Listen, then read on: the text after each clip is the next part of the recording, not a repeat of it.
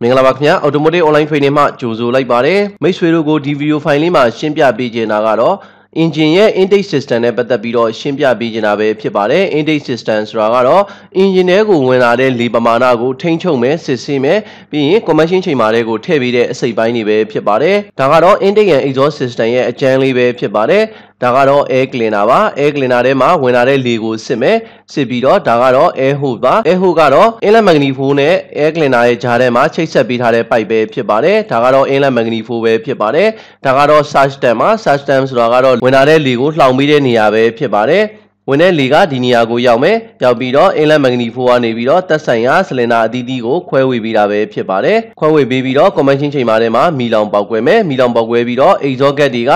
exhaust manifold ကနေပြီးတော့ exhaust pipe ကနေပြီးတော့ catalytic converter လို့ခေါ်တဲ့ကြောက်စကားကိုဖြတ်မယ်ကြောက်စကားမှာ COH NOH ကို CO2 H2O N2 ပြောင်းမယ်ကြောက်စကားကနေပြီးတော့အတန်ကိုလျှော့ပေးတဲ့ resonator ကိုရောက်ရှိမှာပဲဖြစ်ပါတယ် resonator ကနေပြီးတော့မှ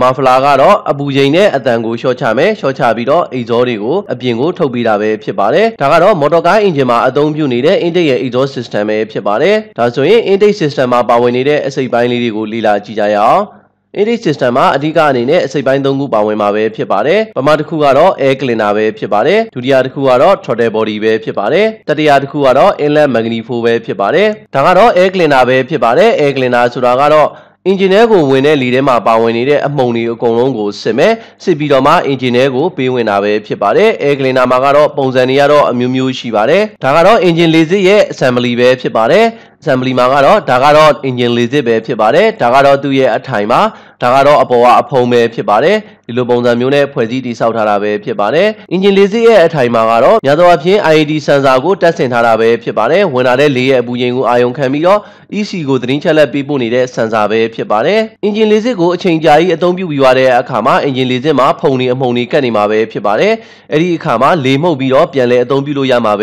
ဖြစ်ပါတယ်engine လေစစ်ကိုလေမှုတ်တဲ့အခါမှာအတွင်းဘက်ခြမ်းနေပြီးတော့လေမှုတ်ပေးရမှာပဲဖြစ်ပါတယ်အတွင်းဘက်ခြမ်းဆိုတာကတော့ engine ရဲ့အတွင်းဘက်ခြမ်းကိုဆိုလိုခြင်းဖြစ်ပါတယ်အပြင်ဘက်ကလေကဒီကနေပြီးတော့မှအတွင်းကနေပြီးတော့ engine ထဲကိုဝင်မှာပဲဖြစ်ပါတယ်ဒါကြောင့်မို့ engine ဘက်ခြမ်းနေပြီးတော့လေကိုပြန်မှုတ်ထုတ်ပေးရမှာပဲဖြစ်ပါတယ်တကယ်လို့အပြင်ကနေလေမှုတ်တယ်ဆိုရင်တော့ဖုန်တွေအမှုန်တွေကလေစစ်ထဲမှာပိတ်မိနေမှာပဲဖြစ်ပါတယ် air cleaner ကိုပုံမှန်အတိုင်းစစ်ဆေးတင်တာကတော့ကီလို2000မှာတစ်ခါစစ်ဆေးတင်ပါတယ်လဲလှယ်တင်တာကတော့ကီလို4000မှာတစ်ခါလဲလှယ်တင်တာပဲဖြစ်ပါတယ်ဒါပေမဲ့ဖုန်တွေမှုန်တွေရန်ကိုထူထပ်တဲ့နေရာမှာအသုံးပြုထားတယ်ဆိုရင်တော့ပုံမှန်အတိုင်းကတော့engine wine လဲတဲ့အခါတိုင်းစစ်ဆေးတင်ပါတယ် engine wine လဲတာကတော့ကီလို9000မှာလဲတာဖြစ်ပါတယ်ဒါကြောင့်မို့ကီလို9000မှာတစ်ခါပုံမှန်စစ်ဆေးတင်ပါတယ် engine လေစစ်မကောင်းတဲ့အခါမှာဖုန်တွေအမှုန်တွေက combustion chamber တွေကိုရောက်ရှိသွားတဲ့အခါမှာစလစ်တွေပင်စင်တွေဘားတွေရဲ့တက်တန်းကအရန်ကိုတိုးစီမှာပဲဖြစ်ပါတယ်ဒါကြောင့်မို့ engine လေစစ်ကိုပုံမှန်အတိုင်းစစ်ဆေးလဲတင်တာပဲဖြစ်ပါတယ် engine လေစစ်ရဲ့လှုပ်ဆောင်ပုံလေးကို video file လေးနဲ့လေ့လာကြည့်ကြရအောင်ဒါကတော့ engine လေစစ်ပဲဖြစ်ပါတယ်engine ထဲကိုဝင်နေတဲ့လေထဲမှာပါဝင်နေတဲ့အမှုန်တွေကိုလေစစ်ကနေပြီးတော့စစ်မယ်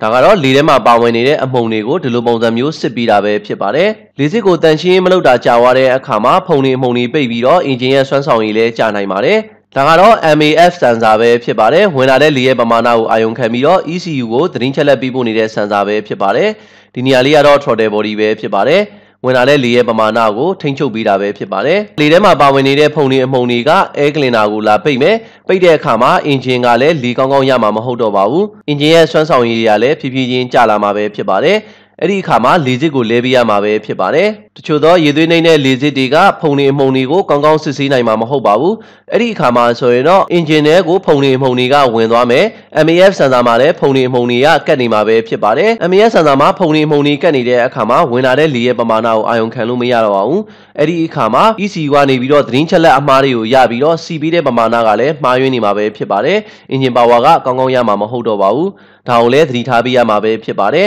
ဒါကတော့ engine ထဲကိုမတန့်စင်တဲ့ဖုန်တွေအမှုန်တွေပါသွားတဲ့အခါမှာပင်စင်တွေစလစ်တွေကလည်းစားကုန်မှာပဲဖြစ်ပါတယ်နောက်တစ်ချက်အနေနဲ့ကတော့ engine လေစစ်ကိုလဲလှယ်ပြီးသွားတဲ့အခါမှာ air cleaner ရဲ့အဖုံးကိုတည်ချာကြအောင်ဖုံးပေးရမှာပဲဖြစ်ပါတယ်တကယ်လို့ air cleaner ရဲ့အဖုံးကမကြတာပဲဖြစ်ဖြစ်လေပိုက်လိုင်းတွေကပေါက်နေတာဒါမှမဟုတ်ရင်လေပိုက်လိုင်းတွေကတည်ချာမတက်ဆင်ထားတာဆိုရင်တော့ engine ထဲကိုဝင်နေတဲ့လေပမာဏကများပြီးတော့ system tooling ဆိုပြီးတော့ပြနေမှာပဲဖြစ်ပါတယ်အဲ့ဒီအခါမှာပြစ်ချက်ကုတ်ထွက်လာမယ်ထွက်လာပြီးတော့ချက်မီးလဲလင်းလာမှာပဲဖြစ်ပါတယ်ဒါကြောင့်မို့ air cleaner ကိုလဲတဲ့အခါမှာ အထိုင်ကျအောင်တေချာတက်ပြီးတော့အဖုံးကိုတေချာဖုံးပေးရမှာပဲဖြစ်ပါတယ်ဒါကတော့ engine လေးစစ်ရဲ့အလုပ်လုပ်ပုံပဲဖြစ်ပါတယ်ဒါကတော့ throttle body ပဲဖြစ်ပါတယ် throttle body ကတော့ဓာတ်ဆီ engine တွေမှာအများဆုံးအသုံးပြုတာပဲဖြစ်ပါတယ်ဓာတ်ဆီ engine တွေကဝင်လာတဲ့လေပမာဏကိုထိန်းချုပ်ပေးတာပဲဖြစ်ပါတယ်တချို့သော diesel engine တွေမှာလည်း throttle body ကိုအသုံးပြုကြပါတယ်အဓိကရည်ရွယ်ချက်ကတော့ EGR ကိုထိန်းချုပ်ဖို့နဲ့ engine ရပ်တန့်တဲ့အခါမှာချောချောမွေ့မွေ့နဲ့ရပ်တန့်နိုင်အောင်ပဲဖြစ်ပါတယ် diesel ကားတွေမှာကတော့ throttle body ကပုံမှန်အတိုင်းပွင့်နေတာပဲဖြစ်ပါတယ် idle အခြေအနေ slow အခြေအနေမှာဆိုရင်တော့ throttle body ကနည်းနည်းလေးပိတ်ထားပြီးတော့ EGR များများပွင့်ပြီးတော့ exhaust gas တွေကို inlet manifold တွေကိုပြန်ထည့်ပေးတာပဲဖြစ်ပါတယ်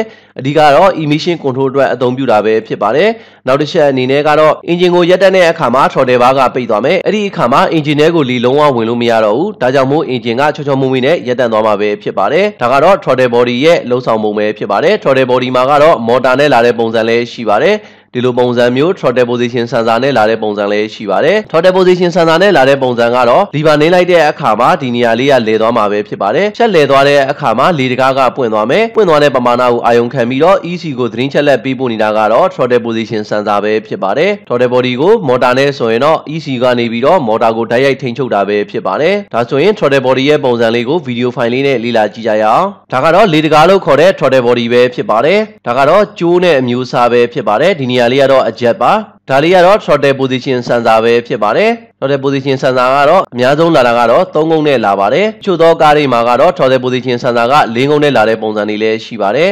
ဒါကတော့လေတကားပဲဖြစ်ပါတယ်လီဗာနေလိုက်တဲ့အခါမှာဒီရှက်ကလဲပြီးတော့လေတကားကပွင့်မှာပဲဖြစ်ပါတယ်ဒီနေရာလေးကတော့ ISCV လို့ခေါ်တဲ့ idle speed control bar ရဲ့နေရာလေးပဲဖြစ်ပါတယ် engine က idle အခြေအနေမှာဆိုရင်တော့ ISCV ကပွင့်ပြီးတော့engine ထဲကိုလေဝင်ပြီးတာပဲဖြစ်ပါတယ်ဒီနေရာလေးမှာကတော့ coolant ကိုတွေးရမှာပဲဖြစ်ပါတယ်ဒါကတော့ဝင်တဲ့လေကို engine coolant နဲ့အပူပေးတာပဲဖြစ်ပါတယ်ဒါကတော့ ISCV ပဲဖြစ်ပါတယ်ဒါကတော့ ISCV တက်ဆင်ထားတဲ့ပုံစံပဲဖြစ်ပါတယ်ဒီနေရာလေးကတော့ coolant line တွေပဲဖြစ်ပါတယ်ဒီနေရာမှာရှိနေတဲ့ shell လေးက EC ကထိန်းချုပ်ပြီးတော့ဒီလိုပုံစံမျိုး rotor လေးကိုလဲနေမှာပဲဖြစ်ပါတယ်လဲပြီးတော့ဝင်လာတဲ့လေကိုထိန်းချုပ်ပေးနေတာပဲဖြစ်ပါတယ်ဒါကတော့လေတကားလို့ခေါ်တဲ့ throttle body ပဲဖြစ်ပါတယ်ဒါကတော့ inlet manifold ပဲဖြစ်ပါတယ် air cleaner ကစစ်ပေးလိုက်တဲ့လေတွေကို inlet manifold ကတူလောင်မယ်တူလောင်ပြီးတော့ cylinder အသီးသီးကိုခွဲဝေပေးတာပဲဖြစ်ပါတယ်ဒါကတော့ inlet manifold ရဲ့အဓိကတာဝန်ပဲဖြစ်ပါတယ် inlet manifold ကတော့ fiber နဲ့လာတဲ့ပုံစံလည်းရှိပါတယ်သတ္တုနဲ့လာတဲ့ပုံစံတွေလည်းရှိပါတယ်မိတ်ဆွေတို့ကိုဒီဗီဒီယိုဖိုင်လေးမှာရှင်းပြပေးခဲ့တာကတော့ motor car engine ရဲ့ intake system နဲ့ပတ်သက်ပြီးတော့ရှင်းပြပေးခဲ့တာပဲဖြစ်ပါတယ်ကျွန်တော်ရဲ့ဗီဒီယိုဖိုင်လေးကိုအဆုံးထိကြည့်ရှုပေးတဲ့အတွက်ကျေးဇူးအများကြီးတင်ပါတယ်ခင်ဗျာ